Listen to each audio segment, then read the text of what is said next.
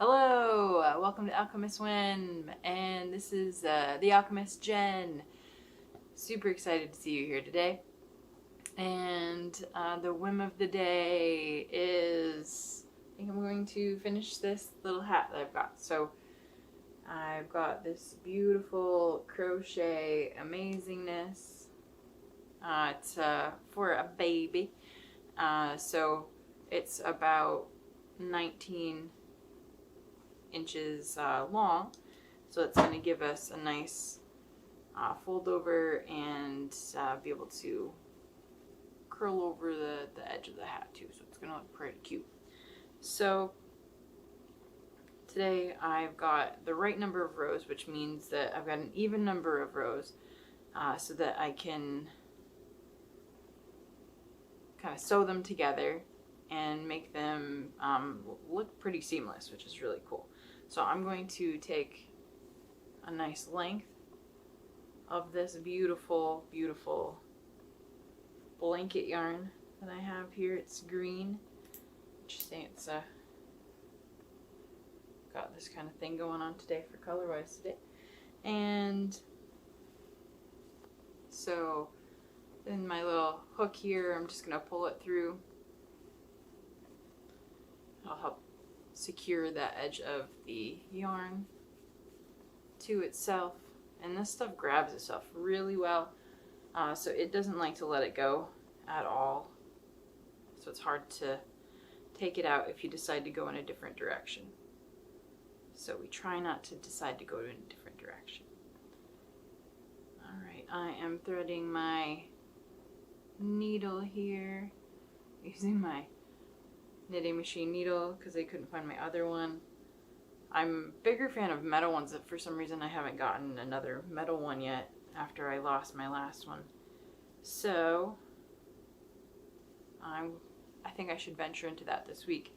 Get some a couple of metal needles. Yarn needles are kind of fun like that. I find that I have another pink plastic one. It's around somewhere. It's just like a translucent though, so it ends up getting lost and just randomly gets stuck into other like tabletops and things, and I can't find it.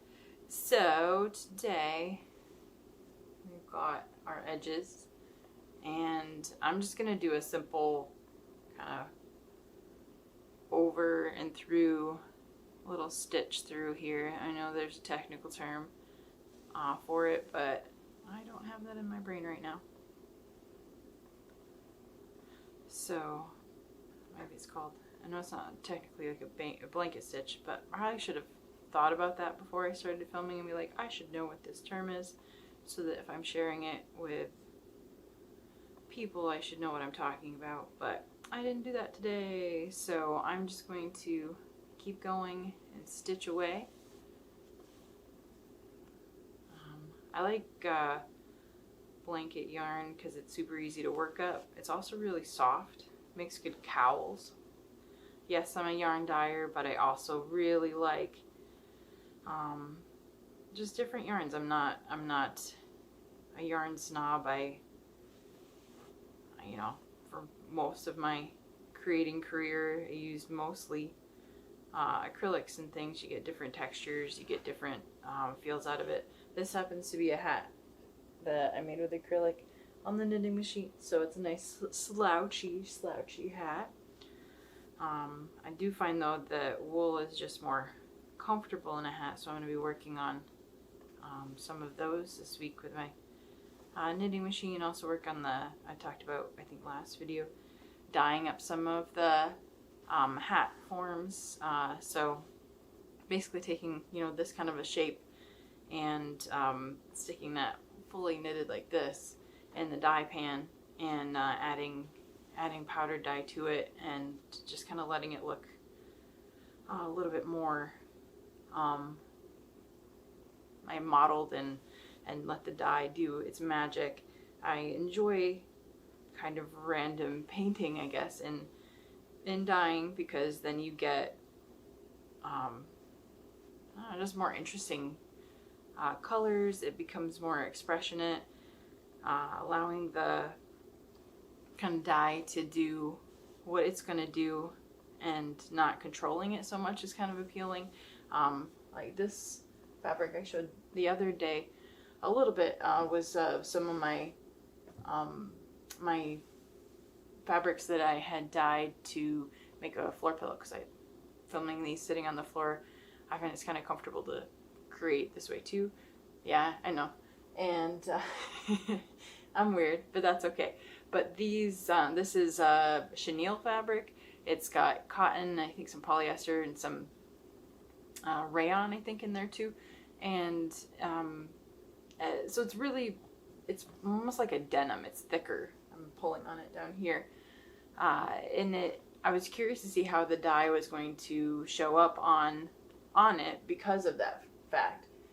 So I folded it over, and through that it only came out in certain areas too. So there's parts where the dye didn't come through because it didn't get there all the way, and then there's parts where it's folded over, so it was kind of held back from going through.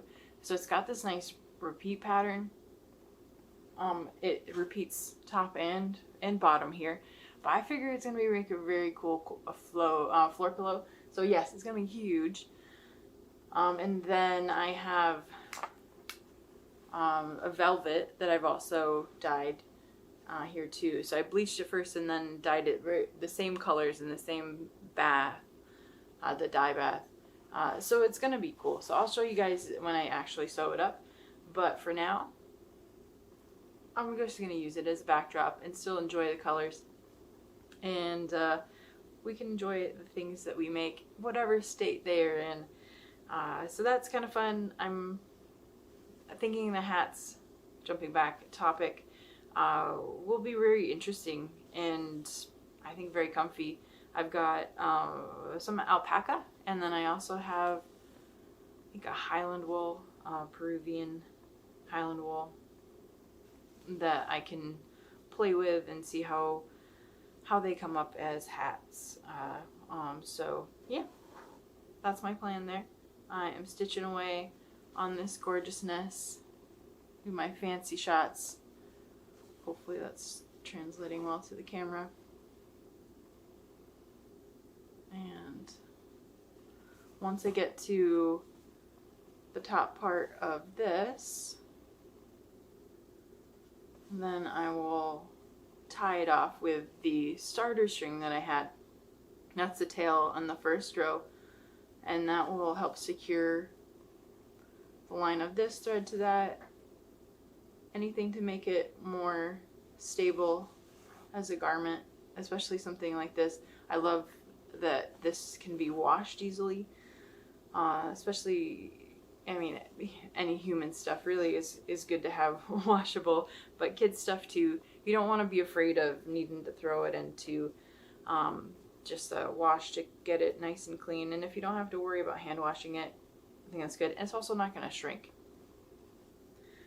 Alrighty, so now this part is we're just going to do basically a nice little stitch so then we can go ahead and cinch it.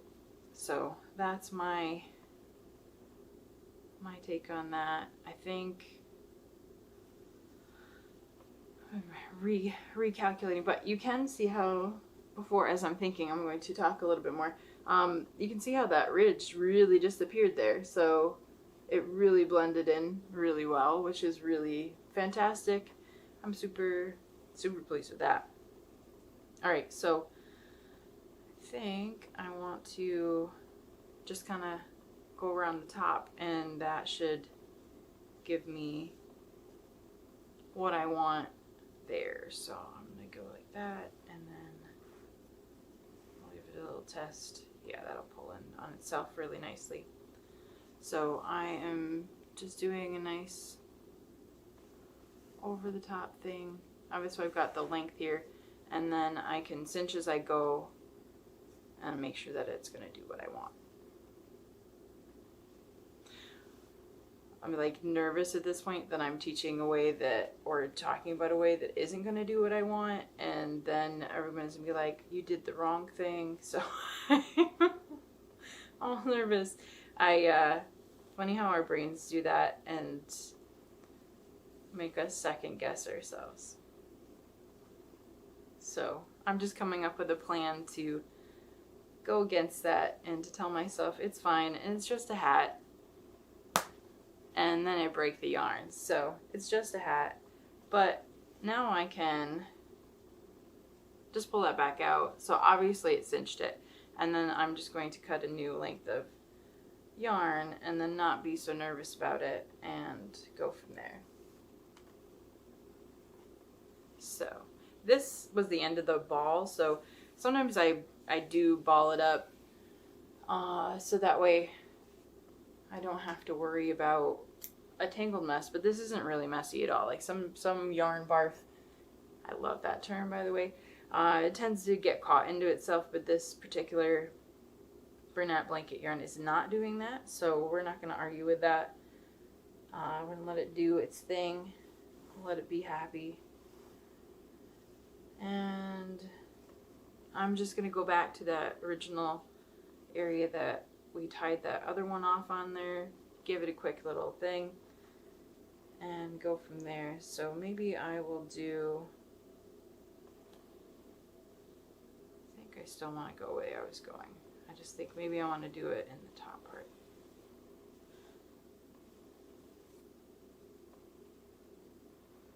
Alright, so we're going. I'm going to give it a go. Stitch one stitch at a time. Keep it a little loose, maybe it'll be happier that way. But life is about learning, life is about making mistakes. I mean, that's a pretty big term. It doesn't have to be a mistake necessarily. You just get derailed. Life happens, things happen. We have to let them, or we can choose to, you know, let them happen and not let them get to us. Or if we do get to us, we can take a break and do something else for a bit. So it's interesting, this yarn wasn't as soft as another color in the same batch, so you end up with just a little bit different texture. I wonder if that has to do with different like mills or sourcing of fibers. And I think this one, maybe the issue with the cinching is that this one wants to grab itself too much. So as I'm talking into my lap instead of talking to you, I think that might be more my issue. So this one doesn't want to gather at all like I made a pink one that gathered much better. I don't have it near me.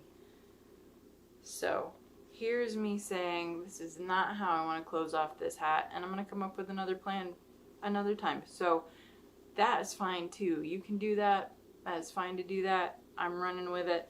I'll probably detach this yarn that I added on there, see if I can pull it back out, and then figure out a way to close that up. So sometimes, yep, life doesn't go as planned, and that is fine. So there's so many life lessons. I think that most of my time here with you is going to be about these random life lessons that I get and my ways of rolling through it.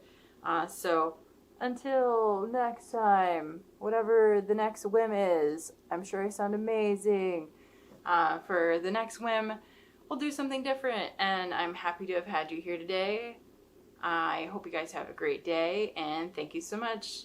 Toodaloo!